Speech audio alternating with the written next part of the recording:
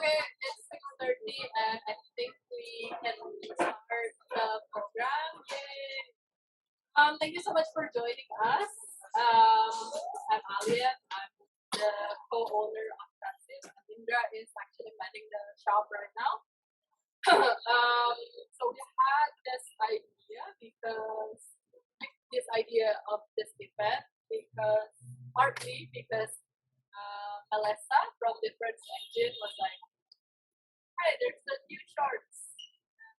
These are the details of the books, and the author and illustrators are up for interviews." And they were like, "Oh, that's a great idea." And then we combined the idea of the event to celebrate our previous theme that we actually had in 2019, which was Know Your Readers. At that time, we sold books by authors from Asia, Australia, and New Zealand, and then also books that are set in those continents, Asia, Australia. So we thought it's a nice idea to combine the themes. The theme that we currently have right now is Mind and Body, which actually this book Worlds Apart actually represents what the whole theme is about, because the subtitle of the book is, everyone can see, it's a conversation about mental health, and that's one of the topics that we explore a lot in this. So we're very happy with collaboration. This is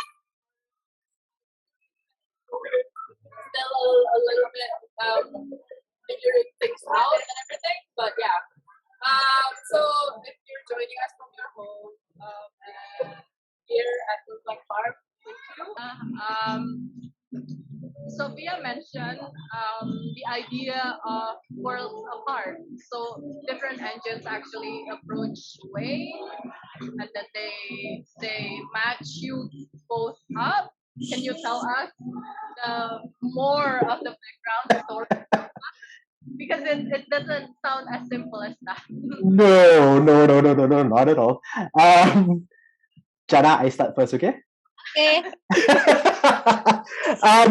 Yeah. So, well, Soph definitely set up the foundation of it. So, yeah, Difference Engine approached me. I was already working with Difference Engine for Work-Life Balance, the upcoming book that's October. Yes, I do remember my own release date, October, early October. It's coming out. But we've been working on that book for quite some time, and Difference Engine approached me initially to do a comic about. I think it was just going to be caregivers at that point. And it was going to be, it might have been like a web comic or something like that. Like we hadn't ironed out the details. They approached me because I spam Facebook with by sharing posts from my fiance. My fiance Nadia is a caregiver and an advocate for mental health. So because I'm quite open about my support for mental health, my partner's advocacy of mental health, they approached me and they said, "Oh, okay, are you comfortable with doing a book about mental health?" And I said yes, of course, clearly.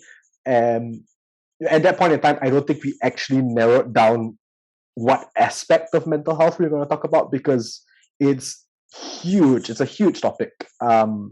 And I think after a bit of conversation, we kind of narrowed it down to just the start of it, just the stigmatization of mental health, the lack of conversations about mental health, and how can we move on from there. From there, and this is the point in time where Jannah comes in. From there, when we started looking at the concept of it, I think it was early stages of the script, or at least the first draft of the script. Difference Engine actually introduced me to like a couple of different artists that I could potentially work with, all of whom were great, but specifically for this story, we were looking for a certain look at her go. We were looking for a specific kind of storyteller, somebody who could really bring out a lot of expression in the art, because comics are a very nice balance between words and art, and it's kind of a lot more than that. So we need somebody who's a good visual storyteller as well, and somebody who fit this particular story, and that's where Jannah came in. Jannah, do you want to talk about how you got pulled into this? I got pulled into it, ripped into it. No, I just one of my friends also was working at different Engine, and was mentioning that they're looking for artists. So she just put one of my portfolio works, I guess, to show. But also when I heard the project was going to be about mental health, I thought it was a pretty good thing to delve into and just work on, because I feel like mental health, I mean, some people like say that it's been like overdone. What's new can you do about it? But I think as long as you continue the conversation about it, it can be normalized even more instead of like pushing it away and all that. Yeah. So okay, I was like, okay, Ken, I will join as long as I don't have to write anything. You have to write a lot of WhatsApp messages, to be fair. That's true. So yeah. Interesting, actually. When we offered the book to people who came to the store, well, not many, but there will be people who said, "Oh, I read so much about mental health already that I don't want to read another one." So that reminds me of what Jannah said. But then like I don't like. I cannot relate to that comment because I don't think there's enough discussion. But yeah. So what was the working process like? Did you go back and forth, or did you actually finish everything, Wayne, and then send it over to Jannah, and then you were like, I don't like this illustration. What was it? Yeah. Probably the other way around. Probably it was more like Jannah going like, "What? All these words? Write shorter sentences, Wayne. Come on." No. So how it actually worked was, I think by the time Jannah came in, we were already working on a second draft of the script. I think Jannah, you saw some of the script first, if I'm not wrong. Mm-hmm. Yeah. So by the time Jannah came in, we were working on the second draft, and then I mean, honestly, the whole process, I think Jannah's going to probably talk more about it than I will. But yeah, so I wrote the script first. Jannah came in, we showed it to her, and I'm not going to step on your toes just yet. So you this part where you come in, and then I'll like randomly interrupt you as you're talking about the process. Of course, that's how we do it. Yeah, that's our dynamic. Yeah, so the process of creating this comic, Wayne provided me with a lot of description, which I felt was very, very useful as somebody who first starting to do like comics properly. So at least when he gave me all the descriptions other than just the dialogue, it helped me like visualize easier and faster. So to get an idea of what exactly that Wayne is trying to imagine in his head. So as sometimes I will go through the script, I'll just highlight the dialogue, but most importantly, I will just scan through what is the image that he wants to put up in the comic. And sometimes because sometimes it's a big panel, sometimes it's a small panel, certain details get omitted out. But as long as the idea is there, can. You're very nice by saying that. No, because what actually went on was, so like Jannah said, I was very descriptive, probably a bit too descriptive. But it's because this is our first time working together, and it ideally what would have happened was that me and Jannah could have met in person first, and then discussed like we spoke on Zoom to discuss like, oh, okay, is there anything that you don't want to draw? Is there anything that you want to draw more of? I'll be writing a bit of this. Is this going to be annoying for you? I'm sure she must have been thinking yes, but she was like, no, it's fine, it's okay. But yeah, so we ideally we would have met in person, but because we didn't meet in person first, because all this was by Zoom, because hey, global pandemic, we had to we kind of altered the script and altered a lot of stuff along the way.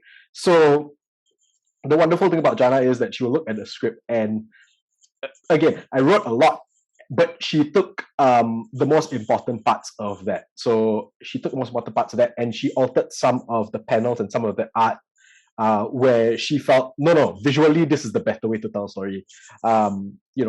Stay in your corner, words, boy. I've got this. So but it's wonderful as well. It was a case of her coming back, and she did like thumbnails and everything, and she showed, okay, so she went, all right, for this panel I followed exactly as how you wanted it to be done, but for this panel, like, I switched stuff around here and there. I think this works better and everything. And she was very wonderful about it when she would ask, like, does that work with you guys? And not once did I go, this is not going to work. Every single suggestion that Jannah had made perfect sense and helped improve the story. That's why I always find it. I always try to correct myself every time somebody says, "Oh, Jannah's the artist." That's reducing what Jannah did for this comic. Jannah was as much a co-writer for this book as I was. The difference is that the difference is that what Jannah did was she told the story visually. So yeah, she's very nice to let me talk a whole lot over about this, but yeah, I always want giggling in the corner. I always want to point that out, that Jannah was, it's not a case of write script, give to artist illustrates everything that the writer says. If I wanted that, I might as well just stick to prose. Jannah added a whole new layer to the story. It was important. See, look at those visuals. It was important that Jannah be able to tell the story visually, and like Jannah says, this is her first professional comic he's done. Professional. I only put that in quotes, not to say that this is not professional work, but it really does feel like Jannah has been doing this for a good long while. So yeah, that's the process. It's the short answer to your question, which you asked like what seems like 5 minutes ago, is that we went back and forth. We were constantly having a conversation with each other, and it was never like a factory line kind of thing. I also haven't mentioned that Sophia came in many times also, and when, hey, this page is very similar to this page, or some suggestions and everything, and she would go like, how about you mix up a little bit? I want to give Sophia the proper credit here, because my favorite page in the comic, I won't say which page it is, she knows which page it is, and Jannah knows which page it is, but my favorite page in the comic was a suggestion from Sophia. And don't spoil it, don't show it yet. I want people to see it and see what they can figure out. But it was Sophia's suggestion, and Jannah did such a wonderful job of it. And it's a testament to the power of comics, because that could not have come out from just a writer or just an artist or just an editor. That came out from all three of us. Sorry, I'm talking very much, Jannah. See, this is what I mean by stepping over your turn. Sorry. It's okay. Before you get into that, did you do a lot of research? I know Wayne, you mentioned that basically your research is your fiance, right? Did you do something beyond that? And then Jannah, did you have an idea of what someone with mental health issues looks like, so that you can visualize her as she is right now? Or yeah, what did you do? Like, did you actually create a character and then Wade said, no, she doesn't look like someone who doesn't have mental issues? Or what was it like? Jannah, I think you should go first. If not, I'm just gonna end up talking. Can. Yeah, so Wayne actually gave me the one-liner description of who the main character is. So it was a very simple sorry, now I forget what she is. But it was a very simple look. Like, she looks casual, normal girl. And in my day job as a graphic designer, I did a lot of work relating to mental health. But that also came with a lot of limitations because a lot of the pictures I would see when somebody is trying to describe mental health is somebody screaming and putting their hands up like that, like ah! So I want to avoid that cliche as much as I can because mental health is invisible. Sometimes the happiest person can be going through something and have no idea. So I wanted to make her look very normal looking. You wouldn't suspect anything.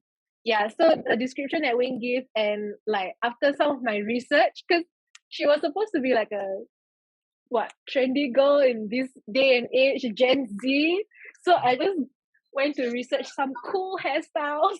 That's why her hair is like that. Did you color the purple color? Oh, the purple color?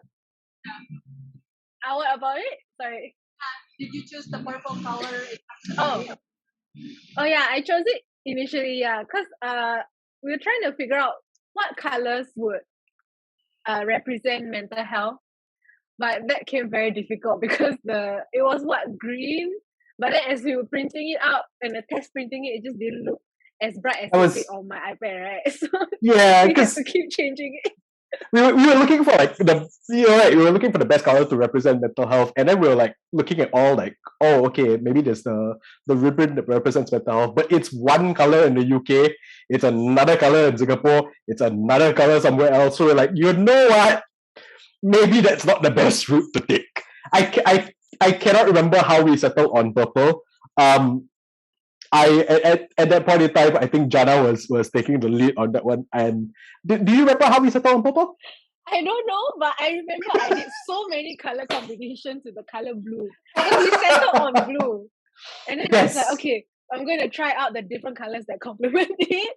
And then we just threw a dart and it landed on purple. Yeah. There you go. That's the secret. We threw a dart and it landed on purple. No, yeah, I think we figured that, if we're trying to pick one particular color to represent mental health, that's kind of limiting also. So at that point in time, we're like, all right, we might be putting a little bit too much thought into this without thinking about the practicality. So we settled on the one that, is the least distracting and the most complementary to the story itself. Yeah.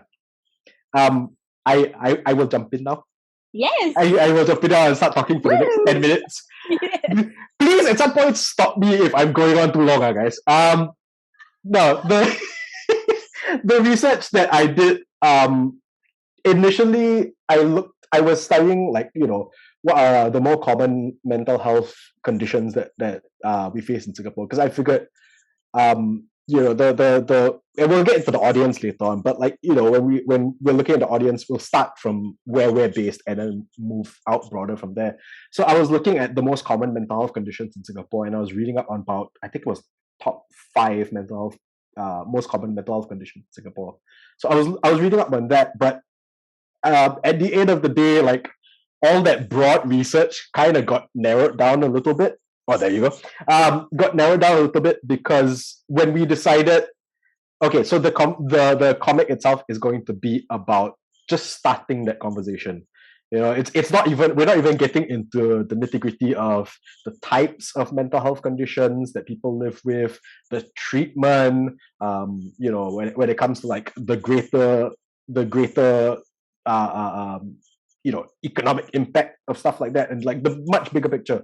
So we wanted to start with just starting the conversation, to kind of break that stigma. So a lot of my research in that sense was speaking to people who live with mental health conditions, speaking to people who've had conversations with people about mental health conditions, like the even like the very idea of the comic, and the basic premise of the comic itself is that the main character Carissa is talking to the reader, so she's like facing the reader and she's addressing the reader. That came up literally from a conversation that I was having with an old friend, who who's not malicious or who's not willfully ignorant, but he's my age, and I still remember the phrase he uttered to me was, "Hey, back during our time, right, this depression thing don't have, right?" And it's like my initial instinct was like, dude, how could you think that depression is like suddenly a new problem. But then I realized, in that sense, it's unfair of me to think that because I'm the lucky one. I am lucky that I have friends who are going through mental health conditions, who are living with mental health conditions, and they know that they need to find the right kind of treatment, and they figured out over time the steps to figure out the best way to live with their mental health conditions. And those friends and those people that I know were nice enough to share that with me throughout my life. So I'm the lucky one in the sense where people have been open with me for that conversation. So to see this is what I mean when I end up talking in circles. My point was that like a lot of that research came from these conversations. A lot of that research came from speaking with people. So when the main character Carissa reacts to something that her invisible friend, the reader in this case, has said, and she like her face, and this testament to Jannah, the facial expressions. When I say visual storyteller, I genuinely mean that the facial expressions carried half of this story at the very least. So when you see the main character go or yeah, those facial expressions right there. Those are reaction. Those are very real reactions that I've seen people give. Those are the visual representation of the responses that I've known people to have to people when they come up with the weirdest stigmas that you've heard of about mental health. So yeah, that's long story short, that's the majority of my research. I did research about mental health conditions themselves, but mostly just talking to people. Right. That's very interesting. Did you, out of curiosity, why did you choose the main character to be a woman? I think it's just from personal experience. So, why was it a woman? Why was it Carissa? Oh yeah, it's just from personal experience, really, because when I say that I've had a lot of friends who've been open to me about their mental health, honestly, and the sad truth is, a good 75% of them have been women. There's like, I mean, this could go on and on and on for like a whole night kind of conversation, but then like I've noticed, at least in my experience, I'm not saying that this is broadly true, but in my experience, women are more aware of mental health. Women have been more open with speaking to me about mental health, and that's not to say that guys aren't aware of mental health or guys don't want to talk about it. I think again, this is a much broader topic where it's a case of you look at stigmas like or men have to be strong, men can't cry, or men have to be the rock and never show emotions and stuff like that.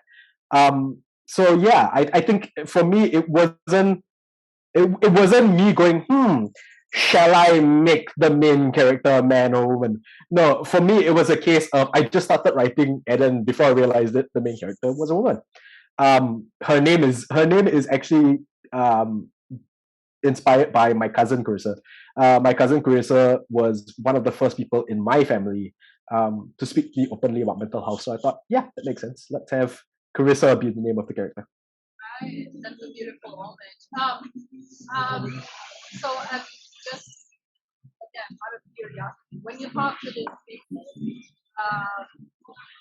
they think does anyone or you've been talking to a lot of for a lot of interviews, right, about this book. Do people ask you a lot about your mental health condition, and like how do you approach that question? Because like I know there's a lot of discussion in the bookish world. Like you write what you know and own voices and everything. How do you approach that?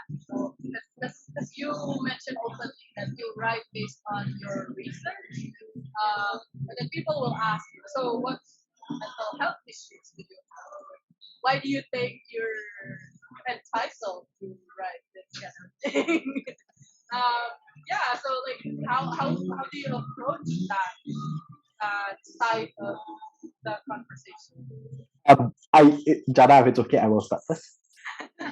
Okay.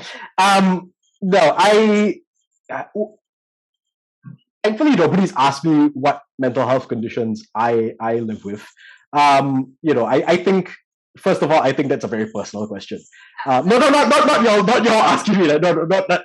Like, if people ask me, hey, what mental health conditions do you live with? I think for me, my approach to this is mental health affects everyone. I think people have this idea that mental health is just depression or just ADHD or just this or just that.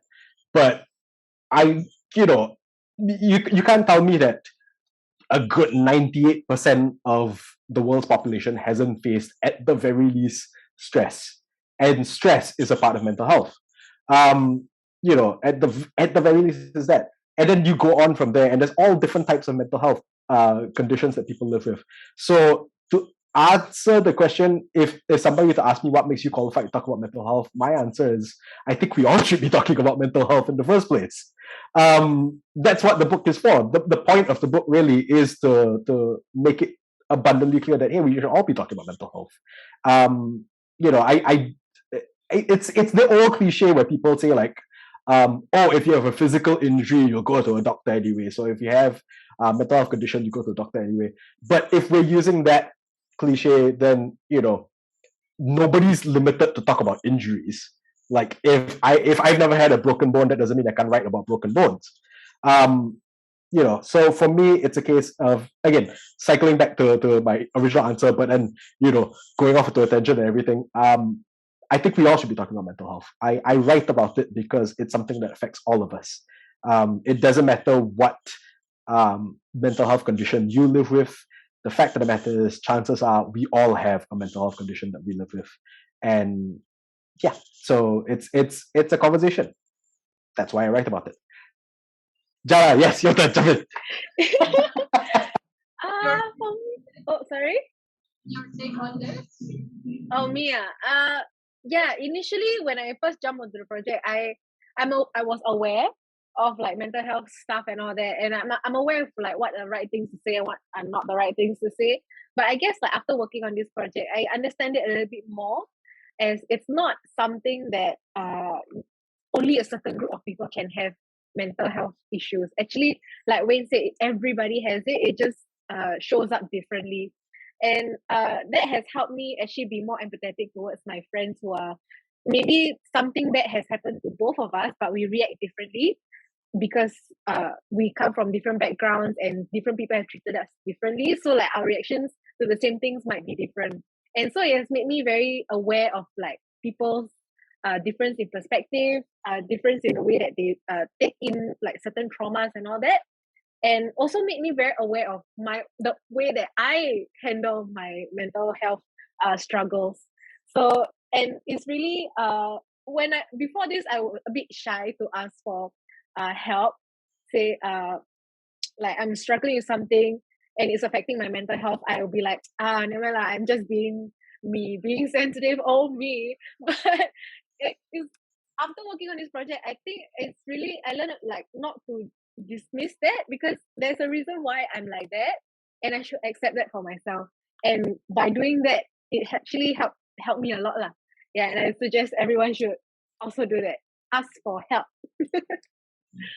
Did you take on something after this project? Because, for example, Jannah started to ask for help. Well, what did you take after working on this project? I think I took on a greater sense of responsibility for my own mental health. I became keenly aware because I've been to therapy before.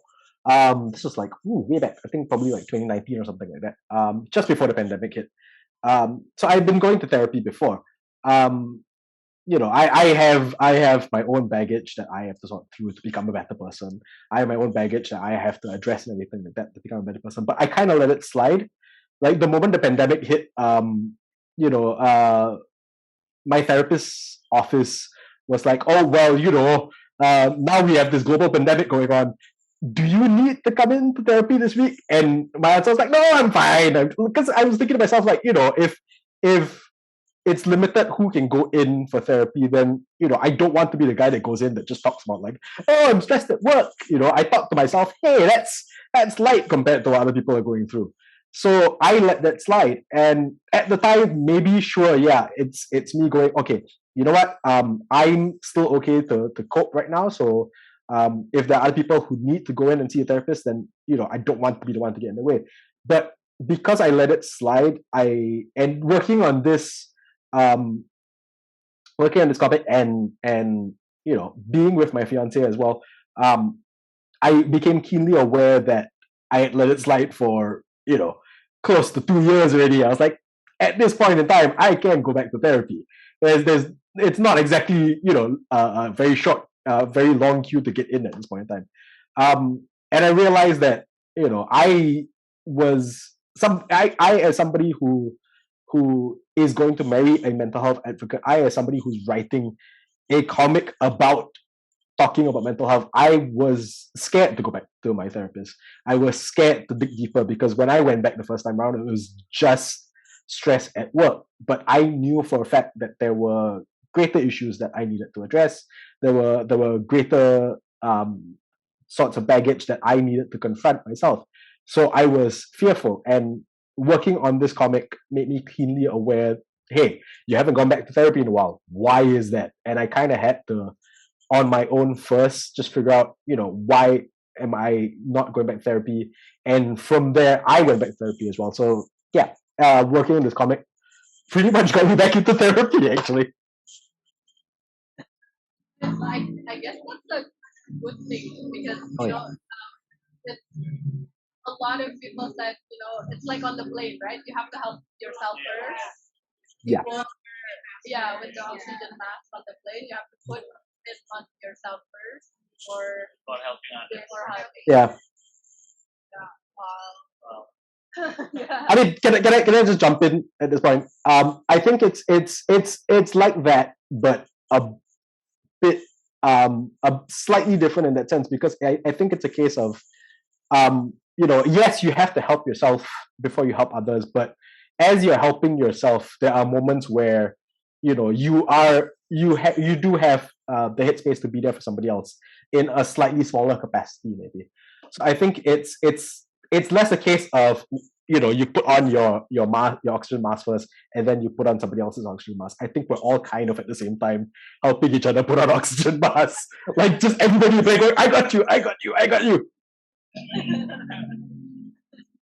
Okay, so going back to the writing and creating process, did you actually have an audience in mind when you wrote this, and then when you draw it, Jannah? Did you have an audience? Like, okay, I think the reader for this comic is the intended reader. Yeah, who did you have in mind as the intended reader of this? Jannah, is it okay if I go first? Okay, cool. I had two types of readers in mind for this. The first one is people who live with mental health conditions. That could be like the smaller, and I really have to stress that I'm putting this in air quotes, the smaller mental health conditions like stress, the more common ones basically, like stress, the ones that people know about, the ones that everybody kind of sees but doesn't really put it in the frame of mind of, oh, it's a mental health condition. I was writing for those people who acknowledge that, who live with it, and who try to seek help for it one way or another, who try their best to live with it, and to I don't want to say live in spite of it, but to live with it. I was writing this for them. It's I think it's always nice to hear from other people who are going through something similar as you. And I think the first audience we were looking at was just telling people, hey, you're not alone. Other people are going through this. We're all going through this. So you're not alone. And hopefully, like we're not saying that the comic somebody's gonna read it and go, yeah, and then like suddenly it's sunshine and rainbows in their world. But it's a case of, just this one small thing, hopefully for 5 minutes, just reminds you, hey, I'm not the only one going through this. I think our second audience is the complete opposite. Our second audience, our second type of reader are people who are not willfully ignorant, but just don't know as much about mental health conditions, or don't know as much about the just mental health on a whole. We wanted to write a comic that we wanted to create a comic that addressed them, and that's why when Carissa is speaking to the reader themselves. She's speaking to the person who's asking these questions about mental health, who's unfamiliar with mental health conditions, and it's not out of willful ignorance. They're not down there to go, mental health doesn't exist. It's a lie created by who knows. It's somebody who wants to know, who doesn't know, and who wants to know.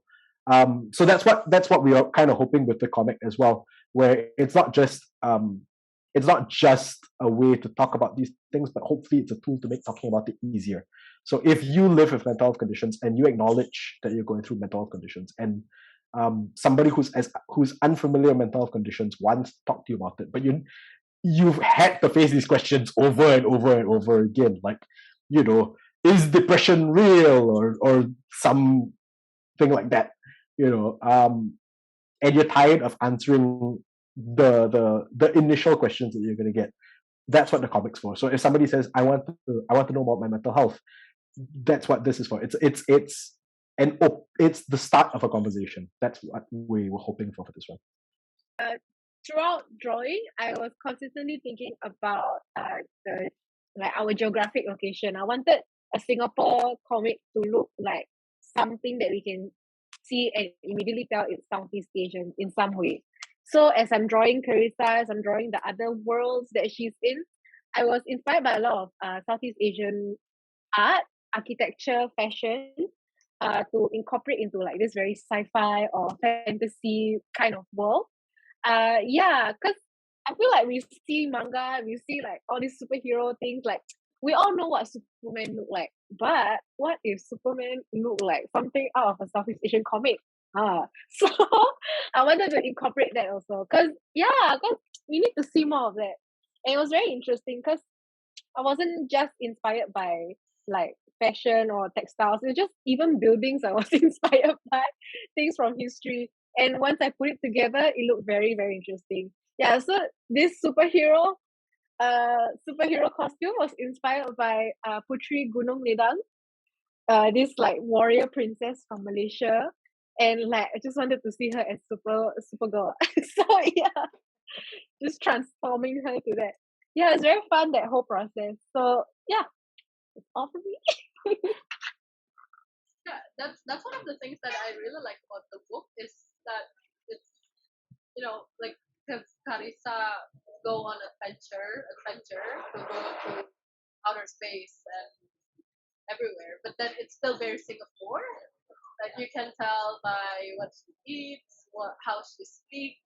There's a lot of or there's a lot of Singlish throwing in there. That's kind of the book that we have, or we want to stock at that.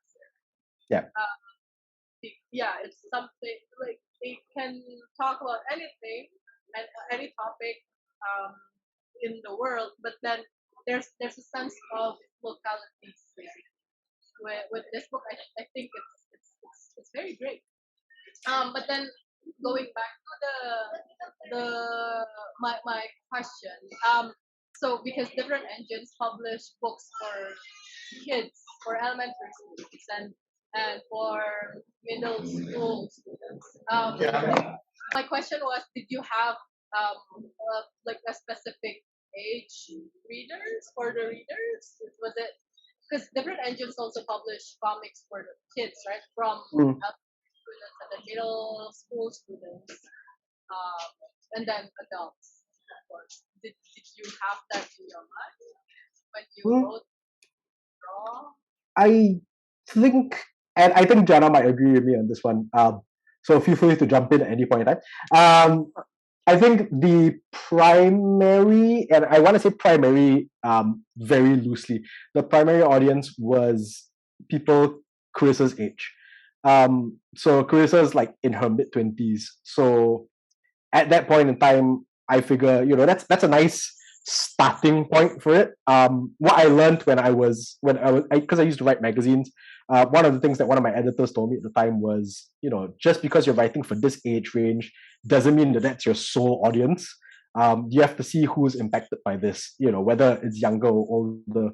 So that's why I picked somebody in the mid-20s, because in the mid-20s, you have teenagers and you have even kids, like younger teenagers, tweens and all that, and they look at 20-year-olds and it's like, oh my god, that's the future. Look at this old person in their mid-20s. So they're looking at that, and that's who they see. So instead of kind of talking to them directly, we're kind of talking to them indirectly through people they may look up to or people that they see as their future.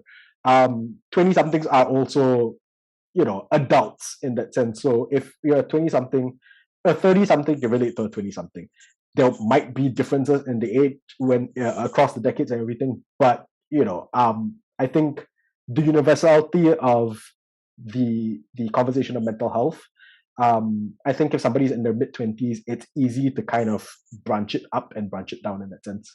So that was why we picked that age range. Jannah, sorry, yeah. Would be, do you want to write something like this for kids or? Cool. I do, but I don't know if I am good enough to do that. Quite honestly, I don't know if I have the right skill set to do that. At least not yet. I would love to write something for kids. Jannah and I literally just did a workshop where I think the oldest participant was 13, and yeah, and it was interesting because we were still talking about the comic itself. We kind of skewed more towards the idea of comic creation. So it's a whole bunch of kids like drawing stuff like, oh, this is Mr. Nugget. He's a nugget with arms and legs, stuff like that. But we tried to also kind of address that side of it where it's where we don't say mental health. We say like, if sometimes you're feeling sad, but you can't express exactly why and stuff like that. But that's us doing the workshop. How we're gonna do this, if we wanted to do a story for kids, that's a whole different skill set that I personally feel I'm not ready to write yet. I do want to do it eventually, but not just yet.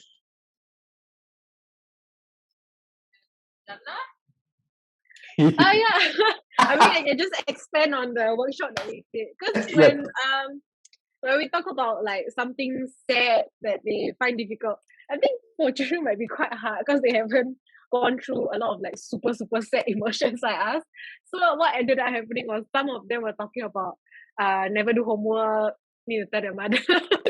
I wouldn't know how to tell children, but that was like how I imagine that how they would express it. Because I feel like they are capable of doing it, it's just that not enough life experience for it yet.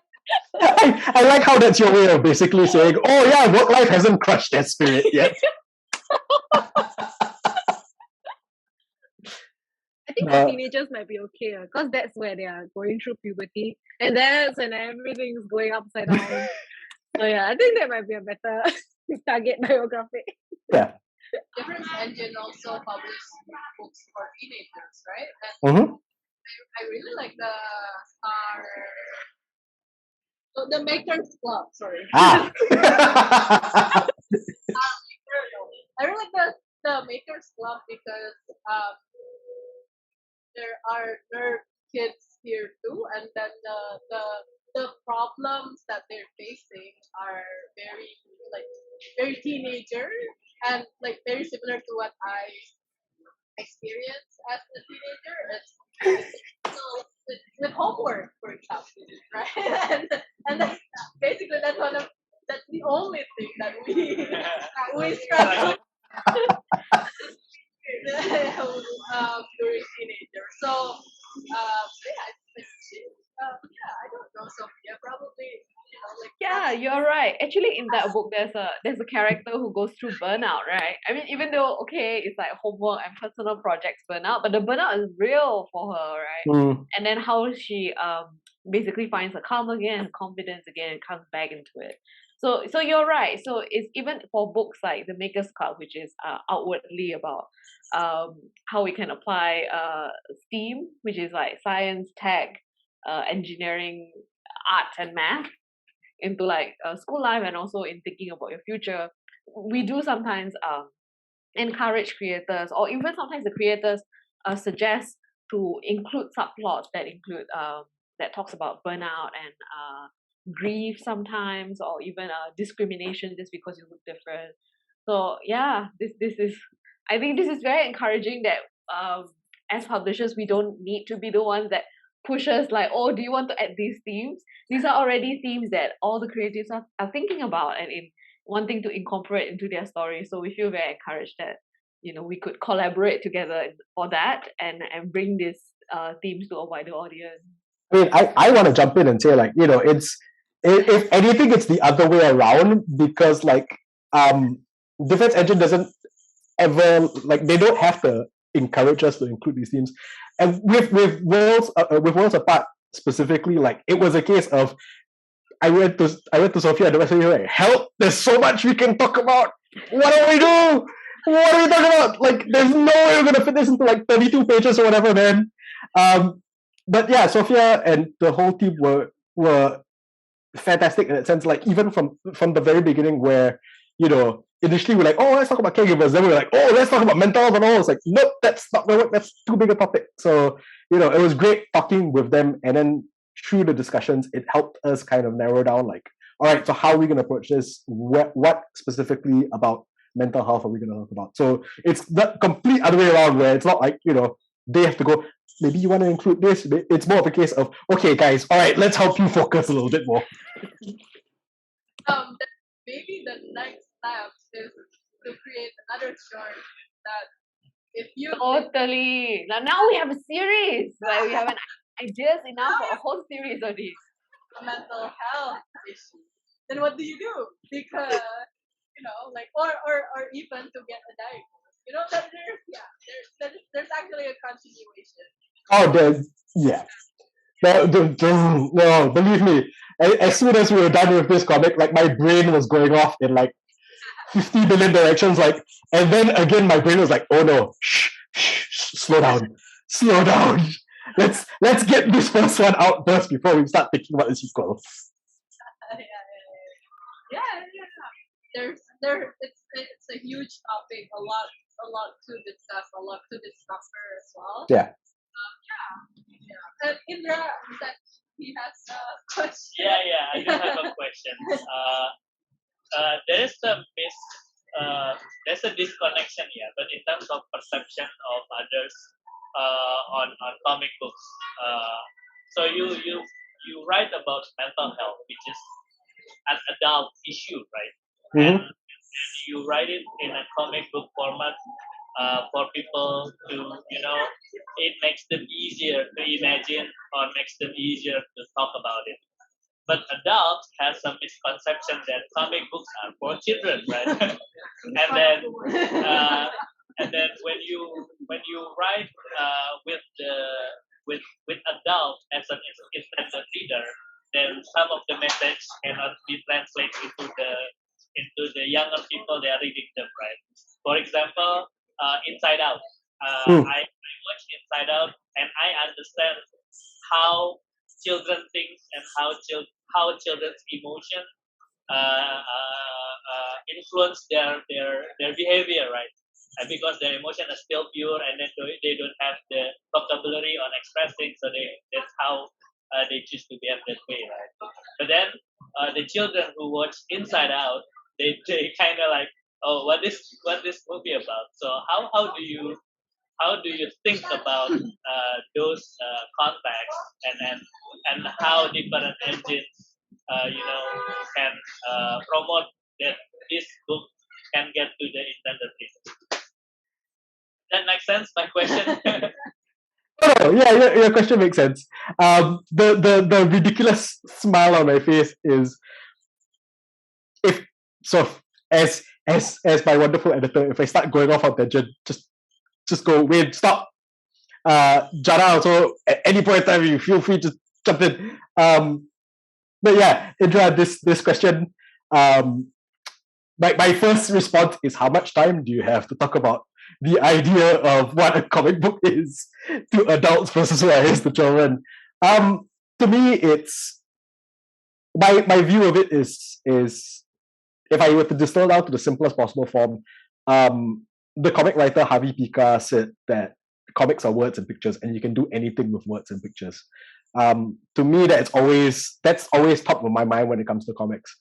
I grew up reading comics, and I yes, there's I mean, we talk about stigmas and mental health on a much lighter level, but also talking about stigmas. There's the stigma of comics that's for kids and everything, and at the end of the day, that hasn't gone away yet. But and I can't speak for Difference Engine, and I can't speak for Jannah, but for me at least, you see stuff like The Sandman on Netflix. You see stuff like Paper Girls on Amazon Prime. I'm not saying that to justify the adult nature of comics, they need to be adapted to other mediums to sort of like make them valid or anything like that. But I see stuff like Mouse. I see stuff like Will Eisner's A Contract with God and all that, and I know that comics is you can't say that. I mean, you can say that comics are for kids, but that's kind of looking at one facet of it. Comics are a medium, like any medium. You can have a variety of audiences in them. To say comics are for kids is like saying movies are only for teenagers, or something along those lines. So you guys will probably have like your own answers to this and everything, but for me, it's a case of there's that stigmatization of comics as for kids and everything, but that's a much bigger picture. Hopefully, some of the people that our readers of this comic, they pass the comic on to people who aren't familiar with mental health conditions as well. Hopefully, those people never saw comics as like something that could be a tool for communication for topics beyond two people in tights punching each other in the face. And hopefully, in this very, very small way, maybe Worlds Apart helps to break that other stigma as well. Yeah, I narrowed it out. I would totally agree with like what Wayne says, and I love what you said about like how movies are not just for teenagers, because I think that is like the perfect analogy. Like even though that might be the demographic that has the most free time to watch movies, right? But I think what I other than more comics being adapted into TV that is starting to sort of like turn the tide a bit and normalizing comics. I think one major way that people are starting to think of comics not just for kids is through art styles. So I think it's quite obvious if you people who come to our Difference Engine website, quite often they think, oh, do you just publish for kids? And we'll be like, well, yes, we do have book covers that look like this, and obviously this is more for kids, and you can see it from just flipping through a bit, right? But we also have book covers like this, which is like awesome. Like, so this might not be just for kids, and it also flipping through it will gives a much a vastly different vibe to it, and a much stronger indication that this is for adults, and that it contain nuances, and it could be a lot more intelligent than just what you think what a normal person would think that the comics content for kids would look like. It is not just comedy. There's a lot more about history, the political tide, the experience of maybe even not being able to hear, so hidden disabilities, things like that. So there's so much more to it, and we are very glad that actually people do warm up to sound the comics anthology a fair bit, saying that it captures a lot of the Southeast Asian experience. So yeah, we hope that slowly surely people will be more drawn to the medium and see that there's a lot more promise to it. But if nothing else, sometimes people say you have to catch them early, right? Like if they're hooked into comics as kids, they will continue to read comics as adults. So maybe it's not a bad thing as well that we do have a good amount of offering for kids. But yeah. Was that a pun drawn to comics? Was there a what? Sorry, Was that a pun a partner. drawn to comics? Maybe. But what would Jannah say? Yeah, I'm gonna say something so scandalous. Go for it. I don't I don't read comics. But when I was younger, my dad had a couple. When I was like 4 years old, right? My dad had a couple of Gary Larson comics lying around the house. So if you know anything about Gary Larson, the humor is not something that a 4-year-old can understand. The style is also can kind of be a bit scary. But that was my first introduction to comics. So I think that's why I'm quite weird. But because Gary Larson's work is more of like just one panel and one set of text, it was very fascinating to me how just those two elements can convey so much without the existence of anything else. So I never really saw it as comics. I saw it as visual communication. So that's where I don't read comics like the Marvel and all that, but I do read like New York Times comics when they post their little political rants or whatever, and they will have the accompanying photo of it, and it's really just very nicely relatable to whatever's happening in the world, encapsulating what people are actually feeling. And yeah, so it's about how the visual and the text like work together and say so many things without having to say nothing at all. So that's why I got inspired by comics as well. So to say like, I mean, there's a lot of I think people nowadays are very warming up to comics for adults as well. So like one I can remember that's quite popular is what Junji Ito, this horror guy. So like I'm quite glad that the manga scene at least is like really broadening people's minds to like what comics can be. Yeah. So yes, that's why I'm not really a comic artist. You're a comic visual storyteller. That's what you are. Do you read graphic novels? I did. I read Fairy Tale. I think I cannot remember what it is about, but I read it once, and I read manga when I was a teenager as well. But I think something about it being too long, my attention span cannot take it. Yeah, well, manga But I will. a lot Sorry. a lot of series, right? Like you can Yeah. after one book. Yeah, I usually would choose the ones with the shorter series. At least then I can commit like a few days to it. And the problem with me is that I won't just read, I will inspect every element of the page. So like one comic page can be one panel with just like one simple text, but I will like zoom in and look at every single detail in the drawing. So I see it is a sequential pieces of art.